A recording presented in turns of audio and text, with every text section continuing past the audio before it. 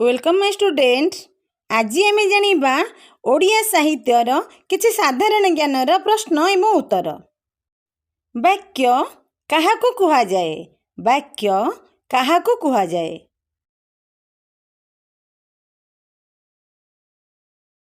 एहार सठिक उत्तर हेउछि एक बा एकाधिक पद मिलित होई मनर भाव को संपूर्ण रूप प्रकाश कले ताहाकू वाक्य कुहा जाए।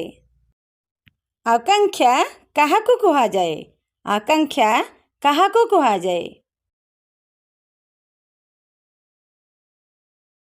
एहार सठिक उत्तर हेउछि वाक्ୟରେ थिबा गोटिए पद अन्य पद गुड़िकर अर्थबोधकता पाई अपेक्षा कले ताहाकू आकांक्षा कुहा जाए। आस भी काहाकू कुहा जाए?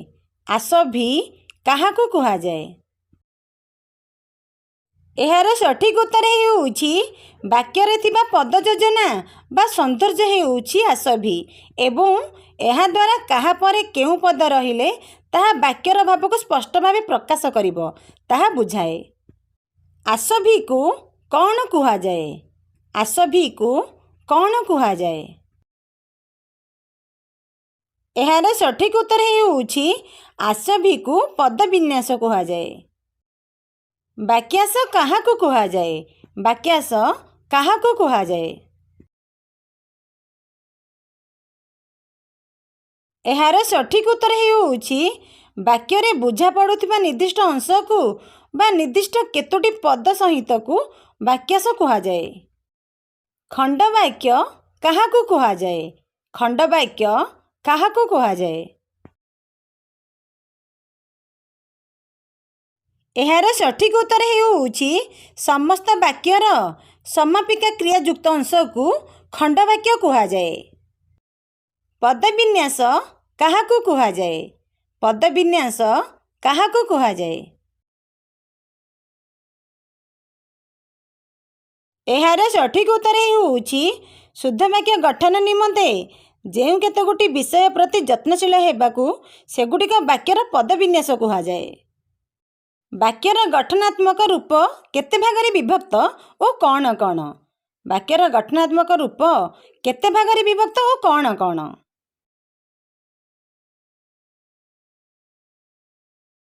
ଏହାର ସଠିକ ଉତ୍ତର ହେଉଚି ବାକ୍ୟର ଗଠନାତ୍ମକ ରୂପ 4 ଭାଗରେ ବିଭକ୍ତ କରାଯାଏ, ଯଥା ସରଳ ବାକ୍ୟ, ଯୌଗିକ ବାକ୍ୟ, ଜଟିଳ ବାକ୍ୟ, ମିଶ୍ର ବାକ୍ୟ। ବାକ୍ୟର ପ୍ରକାରାତ୍ମକ ରୂପ କେତେ ଭାଗରେ ବିଭକ୍ତ ଓ କ'ଣ କ'ଣ? ବାକ୍ୟର ପ୍ରକାରାତ୍ମକ ରୂପ କେତେ ଭାଗରେ ବିଭକ୍ତ ଓ କ'ଣ କ'ଣ? ଏହାର ସଠିକ ଉତ୍ତର ହେଉଚି ବାକ୍ୟର ପ୍ରକାରାତ୍ମକ ରୂପ 5 ଭାଗରେ ବିଭକ୍ତ କରାଯାଏ। ସେଗୁଡ଼ିକ ହେଲା 1ରେ ବିବୃତ୍ତି ସୂଚକ ବାକ୍ୟ, 2ରେ ଆଦେଶ ଅନୁରୋଧ ସୂଚକ ବାକ୍ୟ, 3ରେ ପ୍ରଶ୍ନ ସୂଚକ ବାକ୍ୟ, 4ରେ ବିସ୍ମୟ ସୂଚକ ବାକ୍ୟ, 5ରେ ନାସ୍ତି ସୂଚକ ବାକ୍ୟ। ସରଳ ବାକ୍ୟ କାହାକୁ କୁହାଯାଏ? ସରଳ ବାକ୍ୟ କାହାକୁ କୁହାଯାଏ? ଏହାର ସଠିକ ଉତ୍ତର ହେଉଚି ଗୋଟିଏ ମାତ୍ର ସମାପିକା କ୍ରିୟା ଥିବା ବାକ୍ୟକୁ ସରଳ ବାକ୍ୟ କୁହାଯାଏ।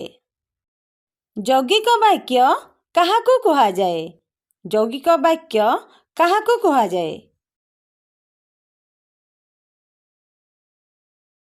ଏହାର ସଠିକ ଉତ୍ତର ହେଉଚି ପରସ୍ପର ନିର୍ଭରଶୀଳ 2 ବା ତତୋଧିକ ସରଳ ବାକ୍ୟର ସମାହାର ଯୋଗ ଗଠିତ ବାକ୍ୟକୁ ଯୌଗିକ ବାକ୍ୟ କୁହାଯାଏ। ଜଟିଳ ବାକ୍ୟ କାହାକୁ କୁହାଯାଏ? ଜଟିଳ ବାକ୍ୟ କାହାକୁ କୁହାଯାଏ? ଏହାର ସଠିକ ଉତ୍ତର ହେଉଚି 2 ବା ତତୋଧିକ ପରସ୍ପର ସାପେକ୍ଷ ଖଣ୍ଡବାକ୍ୟର ସମନ୍ୱୟରେ ଗଠିତ ବାକ୍ୟକୁ ଜଟିଳ ବାକ୍ୟ କୁହାଯାଏ। କେଉଁ କେଉଁ ବାକ୍ୟ ମିଶି ଜଟିଳ ବାକ୍ୟ ଗଠିତ ହୁଏ? କେଉଁ କେଉଁ ବାକ୍ୟ ମିଶି ଜଟିଳ ବାକ୍ୟ ଗଠିତ ହୁଏ?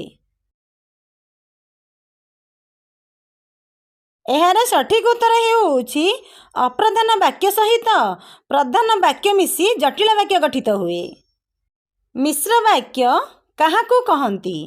ମିଶ୍ର ବାକ୍ୟ କାହାକୁ କହନ୍ତି? एहार सठिक उत्तर हेउछि जेकोसी प्रकार वाक्यर समन्वित रूप को मिश्र वाक्य कुहाଯାଏ। विवृत्ति सूचक वाक्य काहाकू कहंती? विवृत्ति सूचक वाक्य काहाकू कहंती?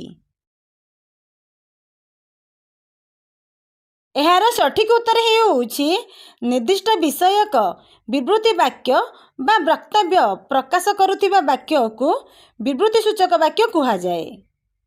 प्रश्नसूचक वाक्य काहाकू कहंती? प्रश्नसूचक वाक्य काहाकू कहंती?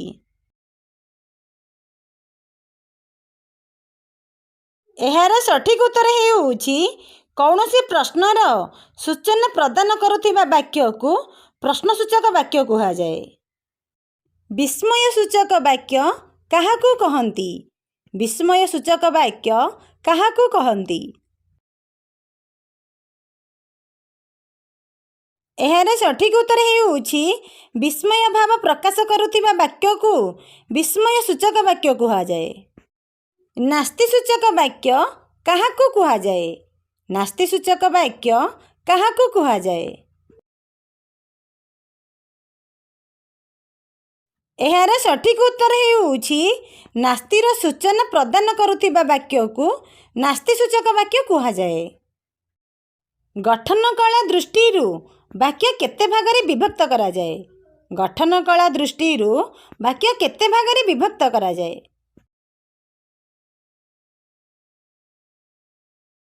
एहार सठिक उत्तर हेउछि गठन कला दृष्टि वाक्य 4 भागरे विभक्त करा जाए। वाक्य रूपांतर काहाकू कुहाଯାଏ? वाक्य रूपांतर काहाकू कुहाଯାଏ? एहार सठिक उत्तर हेउछि कौनसी प्रकार रे वाक्य को अर्थ परिवर्तन न करी अन्य प्रकार वाक्य रे परिणत करने को वाक्य रूपांतर कुहाଯାଏ। वाक्य संक्षेपण काहाकू कुहाଯାଏ?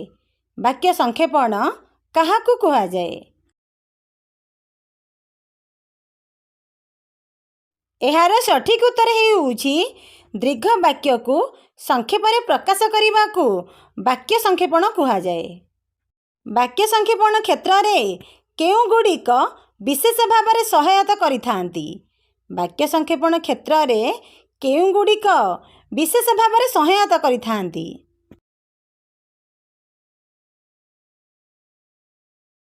एहार सठिक उत्तर हेउछि वाक्य संक्षेपण क्षेत्र रे संधि समास कृदंत तद्धति उपसर्ग और समार्थबोधक शब्द गुड़िक विशेष भाव में सहायता करिथांती।